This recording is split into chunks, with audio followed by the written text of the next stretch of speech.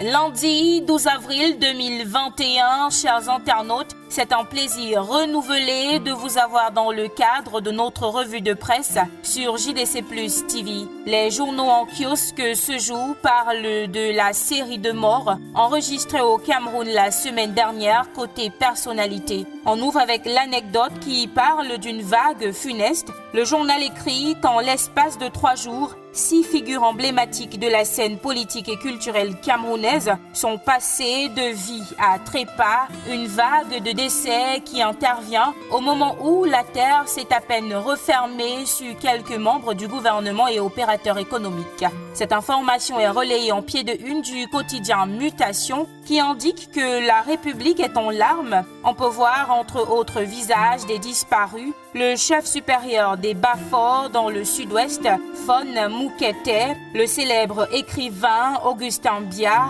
et le très célèbre professeur Gervais Mendozé, ancien directeur général de la Cameroon Radio Television, CRTV. Parlons justement du professeur Gervais Mendozé. Le messager souligne que sans cœur, sans état d'âme, sans pudeur et sans pitié, les damnés de la terre l'ont tué. Ils l'ont laissé entre les mains de la mort le 9 avril dernier. La fameuse grâce présidentielle qui autorisait le professeur de linguistique à aller se faire soigner invisible. Qui osera tourner ou alors danser sur sa tombe? C'est la question que se pose la rédaction du Messager dans sa parution de ce lundi. Le journal Le Messager relaie également l'information sur la disparition du Fon Victor Moukete. Le chantre du fédéralisme a cassé sa pipe. C'est le titre en pied de une du journal qui souligne qu'à 103 ans, le doyen du Sénat et non moins chef supérieur des Bas-Forts a rendu l'âme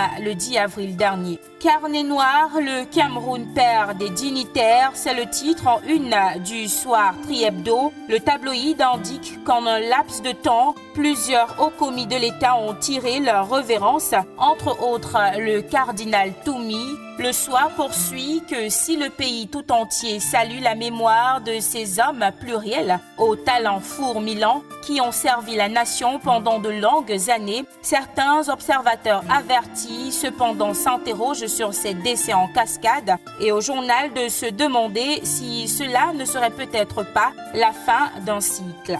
On parle de toute autre chose à présent, lutte contre la pandémie du coronavirus. Cameroun Tribune nous fait savoir que le pays passe à la vitesse supérieure en appui du dispositif de prévention et de prise en charge déjà en place depuis 1 an. Le Premier ministre, chef du gouvernement, Joseph Diangoutè, a réceptionné hier soir un stock de 200 000 doses de vaccins Sinopharm offerts par le gouvernement chinois. Information reprise par Repère dans sa parution de ce lundi 12 avril 2021.